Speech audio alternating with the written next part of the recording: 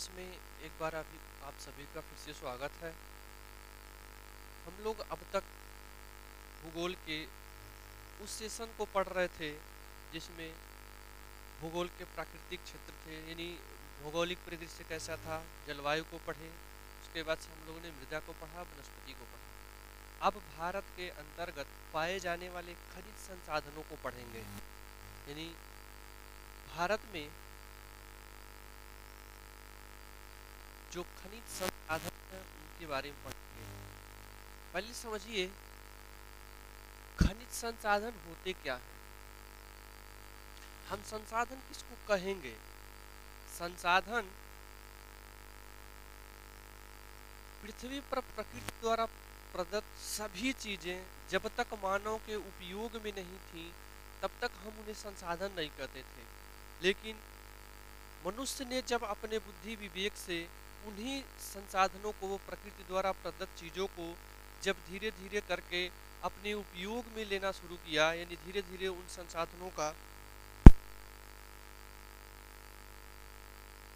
एक संसाधन बनते गए, एक रिसोर्सेस बनते गए, जिनका आज आधुनिक युग में बहुत महत्व है। किसी भी देश के लिए, किसी भी राज्य के लिए खनिज संसाधनों का होना ये ये, ये दर्शाता है कि वह राज्य, वह देश कितना समृद्ध है और उसके आर्थिक उन्नत, यानी कहिए कि उसके अग्रणी राष्ट्र की भूमिका निभाने में इन संसाधनों का विशेष रूप से बहुत बड़ा योगदान होता है। खनिज संसाधन के अंतर्गत हम लोग पहले पढ़ेंगे लौह अयस्क।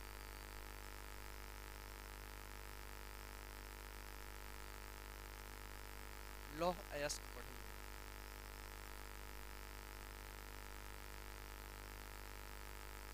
देखिए, वर्तमान युग में लोहा विशेष स्थान रखता है। आधुनिक यंत्रीकरण का आधार लोहा ही है। छोटे बड़े यंत्रों का निर्माण लोहे से ही किया जाता है। एक छोटी सी सुई से लेकर विशालकाय इंजन का निर्माण लौह युक्त धातु से ही बना होता है। तो लौह अयस्क का जो भूमिका है वो सिर्फ हम भारत के संक्षेप में पढ़ेंगे, यानी भारत के परिप्रेक्ष्य में ही आज लौह अयस्क पढ़ेंगे। यानी भारत में कितना भंडारित क्षेत्र है, कितना भंडारण भारत के पास है, कितना उत्पादन आज भारत कर रहा है, विश्व में उसका कितना स्थान है, कौन से रैंक का भारत का, मतलब भारत में कितना संचित भंडार है विश्व स्तर पे, भारत स्तर पे, सब हम देखेंगे।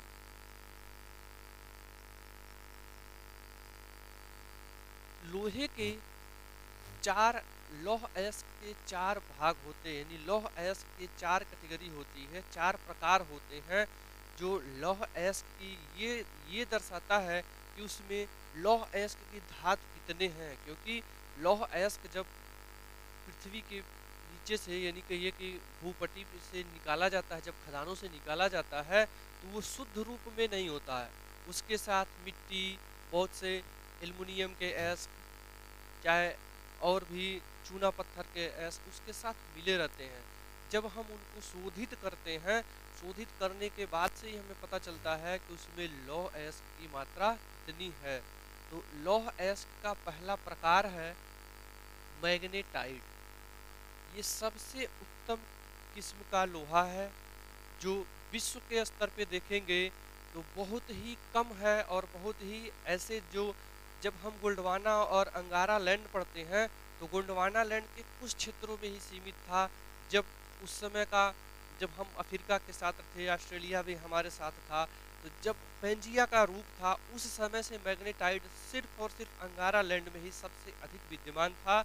जब वो भी क्षेत्र कहाँ रहे होंगे, विषुवत रेखा के नज़दीक ही रहे होंगे जहाँ ऐसे कोयलों, मतलब ऐसे लौह अयस्कों का निर्माण हुआ था। भूमध्य रेखा के आसपास ही वो क्षेत्र रहे होंगे जहाँ ऐसे कोयलों का निर्माण हो पाया। ये ऑस्ट्रेलिया देखिए, ऑस्ट्रेलिया विश्व का सबसे बड़ा मैग्नेटाइट लोहे का भंडारण किया हुआ है। सबसे अधिक भंडार ऑस्ट्रेलिया के पास सुरक्षित है, 28%। 28% विश्व के कुल भंडारण का 28% अकेले ऑस्ट्रेलिया के पास है। दूसरे नंबर का सबसे बड़ा अयस्क लौह अयस्क का सबसे ज्यादा अयस्क है रूस के पास, जिसके पास कितना प्रतिशत है, सॉरी, रूस के पास, रूस के पास ये 17% है, लगभग 17% है। इसके बाद से तीसरे नंबर का सबसे बड़ा लौह अयस्क भंडारण के रूप में विश्व स्तर पे है, वो सबसे बड़ा लौह अयस्क का भंडारण तीसरे स्तर का किसके पास है, ब्राजील के पास है, जिसके पास 16 दशमलव कुछ परसेंट है। उसी उसी तरह से चौथे स्थान पे आपका चीन है, जिसके पास 8.6% है। और 5वें नंबर पे भारत आता है, जिसके पास कितना है, 6.61% है।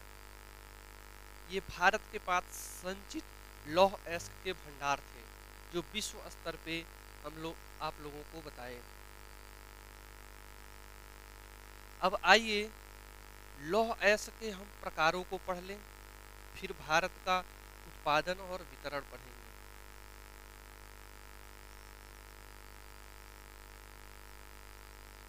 मैग्नेटाइट ये सबसे उत्तम किस्म का लौह अयस्क है। इसकी प्रकृति जो होती है, इसका रंग जो होता है वो काले रंग का होता है, जो सर्वोत्तम किस्म का चुंबकीय लौह अयस्क है। कहने का मतलब ये कि इसमें चुंबकत्व की मात्रा सबसे अधिक पाई जाती है। किस अयस्क में, मैग्नेटाइट अयस्क में चुंबकीय यानी लौह अयस्क में चुंबकत्व की मात्रा सबसे अधिक पाई जाती है। इसमें धातु का अंश, लौह अयस्क के धातु का शोधित करने के बाद ये 72% पाया जाता है। अगर हम 100% मैग्नेटाइड लौह अयस्क किसी खदान से निकालते हैं, मान लीजिए कर्नाटक के बाबा बुदन की पहाड़ी से हम 100% मैग्नेटाइड लौह अयस्क निकाले हैं, तो वहाँ से आपको 72% शोधित करने के बाद से 72% मैग्नेटाइड किस्म का लोहा आपको मिलेगा।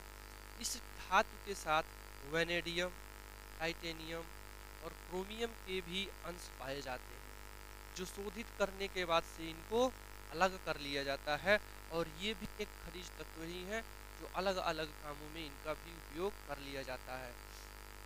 मैग्नेटाइट किस्म ये सबसे उत्तम किस्म का लौह अयस्क है, जिसका संचित भंडार विश्व स्तर पे बहुत ही कम है, बहुत ही कम देशों के पास है। जो सबसे अच्छे किस्म का लौह अयस्क है वो सबसे कम है। इससे बहुत ही हार्ड लोहा, यानी जैसे देखिए मतलब रेलवे की पटरियाँ जो होती हैं वो मैग्नेटाइट किस्म के लोहे से ही बनाई जाती हैं, जबकि भारत में इसका ये भंडार या उत्पादन बहुत कम हो पाता है।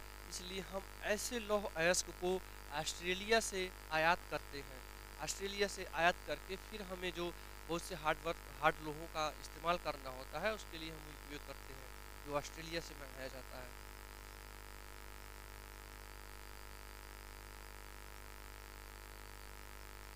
अगला है हेमेटाइट। ये लौह अयस्क का दूसरा प्रकार है हेमेटाइट। विश्व स्तर पे देखेंगे तो हेमेटाइट प्रकार का ही लौह अयस्क सबसे अधिक भंडारित है, यानी विश्व स्तर पे हो चाहे भारत के स्तर पे भी, अभी हम इसको पढ़ेंगे। तो विश्व में सबसे अधिक लौह अयस्क, विश्व में सबसे अधिक लौह अयस्क हेमेटाइट ही पाया जाता है, हेमेटाइट ही पाया जाता है। विश्व स्तर पे सबसे अधिक भंडारित क्या है, हेमेटाइट लौह अयस्क ही है। इसकी धातु प्रतिशत जो होती है वो 60 से 70% तक पाई जाती है। और विश्व के अधिकांश लौह अयस्क इसी श्रेणी के हैं जो हमने बताया। विश्व और भारत स्तर पे भी जब हम इसको पढ़ेंगे तो विश्व में चाहे भारत में सबसे अधिक संचित भंडार के रूप में अगर कोई लोहा है तो मैग्नेटाइट, सॉरी हेमेटाइट ही है। इसमें ऑक्सीजन और लौह मिश्र मतलब इसके मिश्रण पाए जाते हैं। ऑक्सीजन के साथ लौह अयस्क के मिश्रण पाए जाते हैं और यह लाल तथा भूरे या कत्थई धातु के रूप में मिलता है। इसकी जो प्रकृति होती है, इसका जो रंग होता है, या तो वो भूरे रंग का होगा या तो कत्थई कलर का होता है।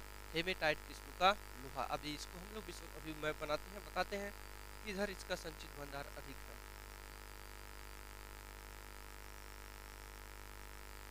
लियोनाइट, लियोनाइट ये तीसरे क्रम का लौह अयस्क है, जो बहुत उत्तम किस्म का नहीं होता है, फिर भी इसकी एक तरह से खासियत है। इसमें लोहा का प्रतिशत मात्रा जो है वो 40 से 50% तक पाई जाती है, और यह इसका जो रंग होगा वो हल्का पीला होता है। और ये किसमें पाया जाता है? जो सबसे नवीनतम सेल है, इन्हें हम जब पढ़ते हैं, आर्कियन चैन पढ़ते हैं, कुरप्पा पढ़ते हैं, धारवाड़ की सेलें पढ़ते हैं, लेकिन सबसे नवीनतम सेल जो है आपका औषधि सेल, उन्हीं सेलों में इनका निर्माण हुआ है। जो सबकी बात है, अगर ये सबसे नवीनतम है तो इनकी इतनी अच्छी नहीं होगी, इनकी बनावट इतनी अच्छी नहीं होगी जितनी मैग्नेटाइड और हेमेटाइड की होती है, क्योंकि वो पुरातन शैलों में पाए जाते हैं और ये नवीनतम शैलों में पाए जा रहे हैं, तो इनमें कार्बन की मात्रा अधिक पाई जाती है। इस वजह से इनको शोधित करने पर 40 से 50% ही लौह अयस्क की मात्रा पाई जाती है।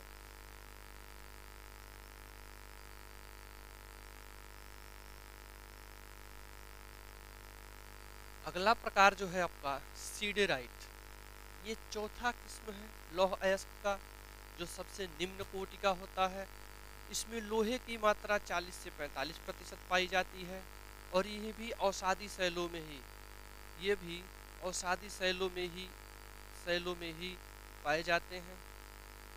ये सबसे निम्न कोटि का अयस्क है, जिसका बहुत उपयोग हम लोग किसी बड़े चीज़ों में, मतलब एक तरह से बड़ी इंडस्ट्रियल के रूप में इसका उपयोग नहीं हो पाता है, क्योंकि ये सबसे निम्न कोटि का है। ये भी औषधि शैलों में ही पाए जाते हैं, जो सबसे नवीनतम है। तो इनका बहुत ज़्यादा उपयोग नहीं है, लेकिन सबसे ज़्यादा उपयोग के रूप में देखेंगे तो मैग्नेटाइड और हेमेटाइड, यही दो किस्म है। इनका उपयोग बहुतायत में किया जाता है आधुनिक युग में। आइए उनको हम भारत के संक्षिप्त में पढ़ते हैं। इससे पहले दो तीन शब्द हैं, इनको जान लेना बड़ा जरूरी है। पहला है खनिज भंडारण, यानी खनिज भंडार, और उसी तरह से है आपका खनिज उत्पादन। भंडारण क्या है, उत्पादन क्या है? विश्व स्तर पे हमने देखा कि सबसे अधिक लौह अयस्क का भंडारण ऑस्ट्रेलिया के पास है ना? इसके पास है, ऑस्ट्रेलिया के पास, इसके पास है, ऑस्ट्रेलिया के पास है। लेकिन ये 28% है, लेकिन विश्व स्तर पे उत्पादन की दृष्टि से ये चौथे नंबर पे है, जबकि ऑस्ट्रेलिया के पास 8.61% है लगभग, लेकिन वो उत्पादन में सबसे अग्रणी है विश्व स्तर पे, यानी वो अपने यहाँ से अधिक उत्पादन कर रहा है। तो भंडारण यानी संचित है, और उत्पादन जो उत्खनन किया जा रहा है, ये दो शब्द हैं जो बार बार उपयोग होंगे, इनको जानना जरूरी था।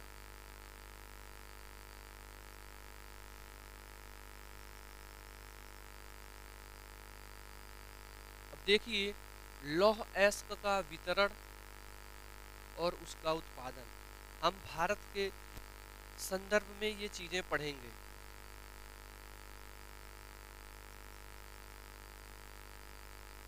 देखिए उड़ीसा,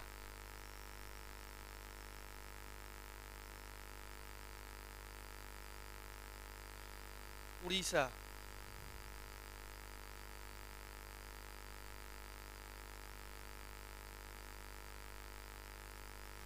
अगर हम उत्पादन भंडारण की बात करेंगे तो सबसे अधिक संचित भंडार अपने भारत में कर्नाटक के पास है। किसके पास है? कर्नाटक के पास है।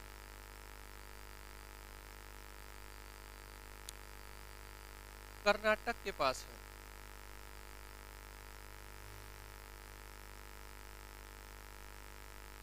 जो कुल भारत का 72% अकेले भंडारण किया हुआ है। उसी तरह से उड़ीसा है,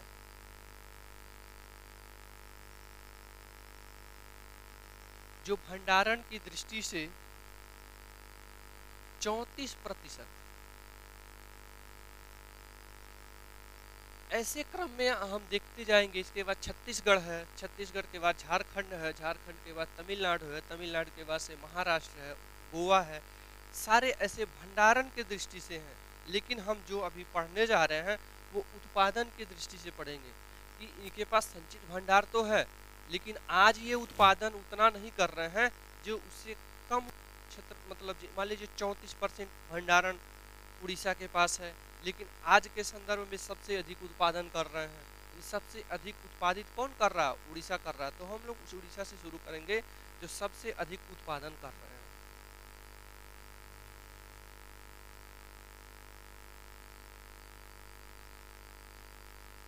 उड़ीसा से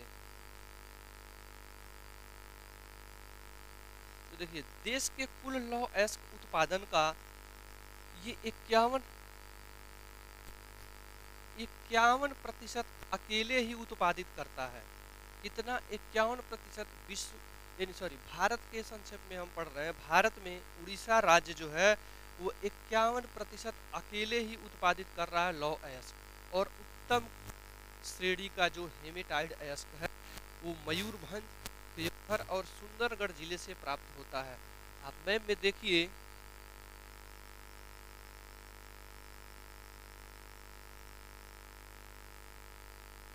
तो उड़ीसा आपका पूर्वी राज्यों में खनिज संसाधन की दृष्टि से सबसे अग्रणी राज्य है।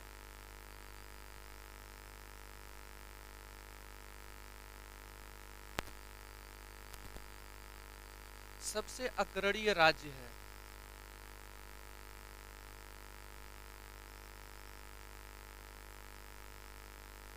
जो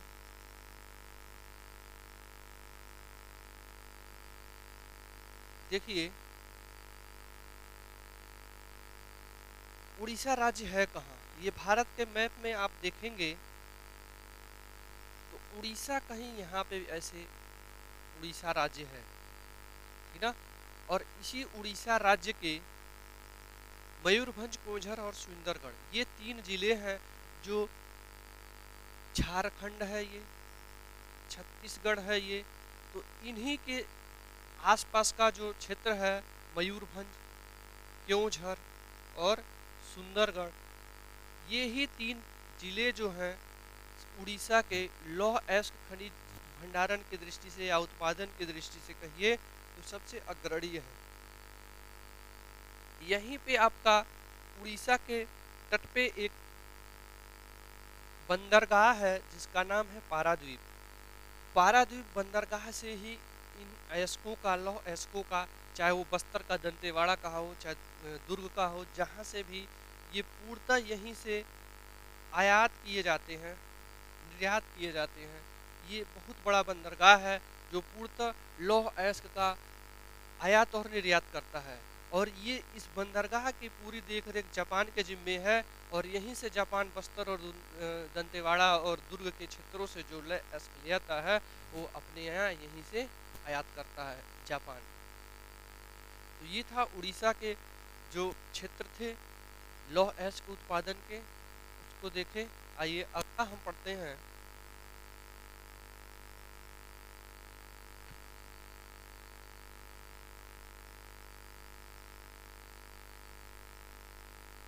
छत्तीसगढ़ को।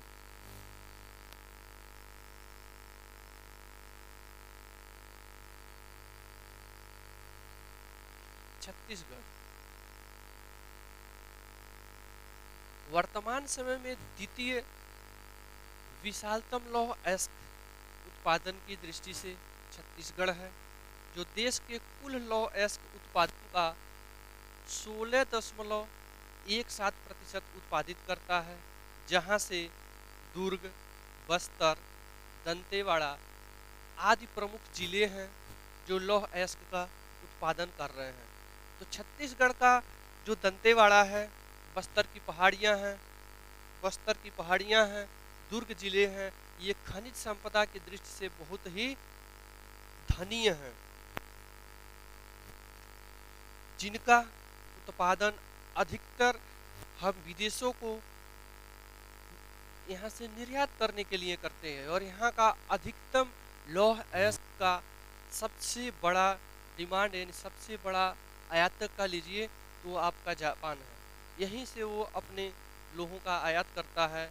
जापान एक ऐसा राष्ट्र है जहाँ खनिज संसाधन बहुत अधिक नहीं है, लेकिन वो अपने संसाधन ह्यूमन रिसोर्सेज का अधिक उपयोग करके आज दुनिया में सबसे अग्रणी राष्ट्र के रूप में खड़ा है।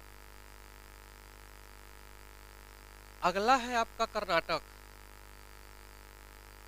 कर्नाटक देश का कुल संचित भंडार में प्रथम स्थान रखता है, जैसा कि हम आप लोग को अभी बताए हैं, जो 72% अकेले लौ एस्प का भंडारण किया हुआ है। यहाँ मैग्नेटाइड और हेमेटाइड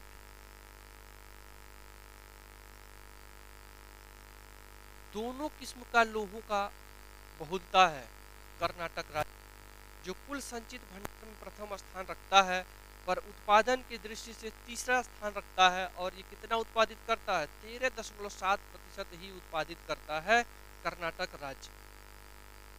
इस राज्य के प्रमुख उत्पादक जो जिले हैं वो बेल्लारी है, चित्रदुर्ग है, शिमोगा है, धारवाड़ है, बीजापुर है।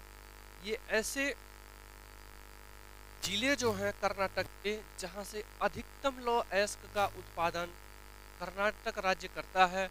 और यही राज्य ऐसे हैं जहां पे सबसे अच्छे किस्म के लौह एस्क का भंडारण हुआ है। यानी भारत में सबसे अच्छे किस्म का ये लौह एस्क का हेमेटाइड और मैग्नेटाइड किस्म दोनों प्रकार का अगर कहीं पे सबसे अधिक भंडारण है तो है कहाँ? कर्नाटक में, कर्नाटक राज्य में है।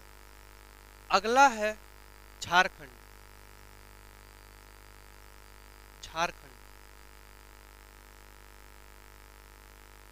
देश का ये झारखंड, कर्नाटक, छत्तीसगढ़ ऐसे क्षेत्र हैं, छोटा नागपुर के पहाड़ी से लगे हुए ऐसे ये राज्य हैं जो भारत के खनिज संपदा की दृष्टि से तो देखिए तो लगभग लगभग 1/3 भाग यहीं से मिलते हैं। झारखंड भारत का सबसे अधिकतम कोयला उत्पादित राज्य है, जहाँ पे और भी खनिज संपदा पाए जाते हैं, जैसे लोहा ही है। लोह के ऐसे यहाँ पे कुल उत्पादन का यानी भारत के कुल उत्पादन का 11.11% उत्पादित करता है अकेले झारखंड।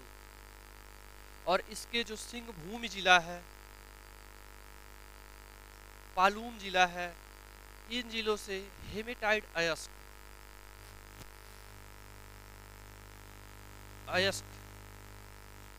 खनिज का भंडारण झारखंड करता है। झारखंड एक ऐसा राज्य है जो कभी बिहार का हिस्सा हुआ करता था, लेकिन झारखंड को अलग करके एक अलग राज्य जब बना तो यहाँ पे सबसे अधिक खनिज संसाधन के दृष्टि से ही संपन्न राज्य रहा।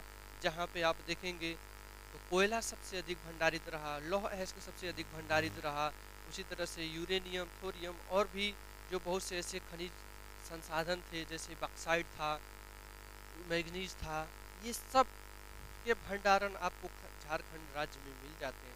और इसलिए ये भारत के छोटा नागपुर का पठार, जहाँ जमशेदपुर जैसा इंडस्ट्रियल एरिया है और बोकारो जैसे इंडस्ट्रियल एरिया है, ये अपने आप में खनिज संपदा की दृष्टि से अधिक अग्रणी राज्य हैं, जिनमें छत्तीसगढ़, कर्नाटक, उड़ीसा और झारखंड आते हैं। भारत के इसी क्रम में कुछ और राज्य हैं जहाँ पे लौ एस्क का भंडारण है। उसमें है गोवा। गोवा के 2 ही जिले हैं, उत्तरी गोवा और दक्षिणी गोवा। इन 2 जिलों से भी अधिकतम जो लौह अयस्क उत्पादित किए जाते हैं वो भी निर्यात ही कर दिए जाते हैं।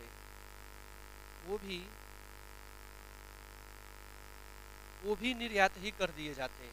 आप देखिए यहाँ पे गोवा है, ये 2 ही जिले हैं, एक उत्तरी और एक दक्षिणी।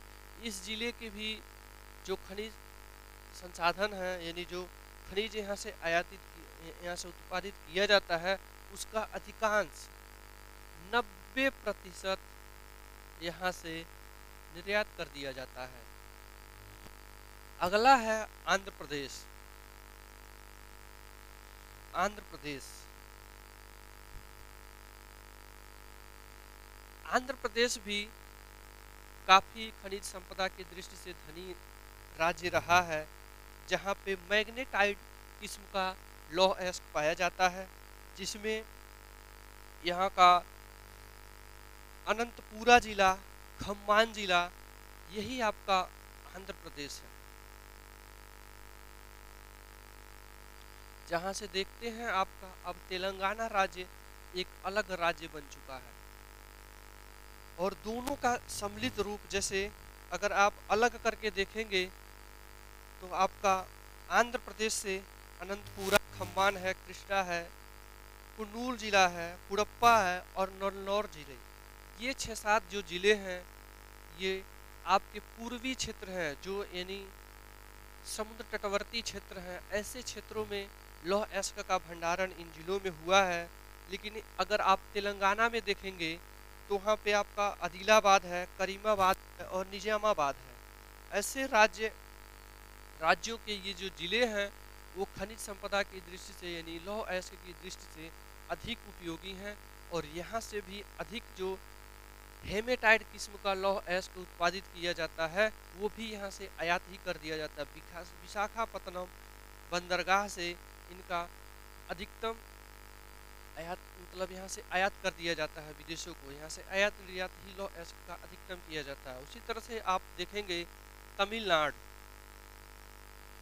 तमिलनाडु इससे जस्ट नीचे का क्षेत्र है तमिलनाडु। यहाँ पे एक जिला है सलेम, सलेम जिले में ही बाबा बुदन की पहाड़ियाँ, नीलगिरी की पहाड़ियों में ही लौह अयस्क खनिज भंडारण अधिक पाया जाता है, जहाँ से सलेम संयंत्र यानी सलेम सलेम में एक संयंत्र है, यानी लौह अयस्क इस्पात उद्योग सलेम।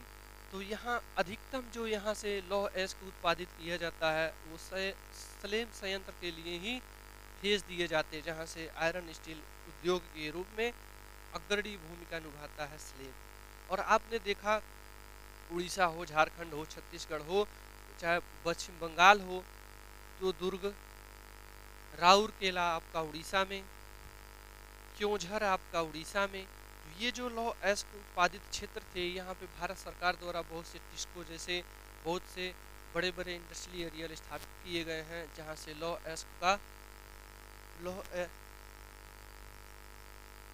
अयस्क का उत्पादित किया जाता है, और यहीं से भारत का अधिकतम लौह अयस्क का उत्पादन और भंडारण यहीं से हो रहा है। और भारत में जैसे हैवी इंडस्ट्री के रूप में लौह अयस्क का जो मांग है यहीं से है, और यहीं पे बड़े बड़े उद्योग स्थापित भी हुए हैं जो पत्तन के नज़दीक हैं। यहाँ से इनको विदेशों को आयात निर्यात करने में भी सुविधा रहती है,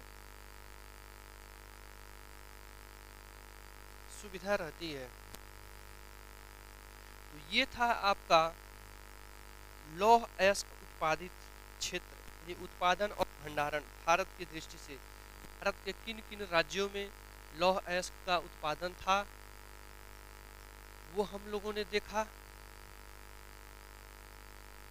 अगर किसी को कोई क्वेश्चन पूछना हो तो बताएं।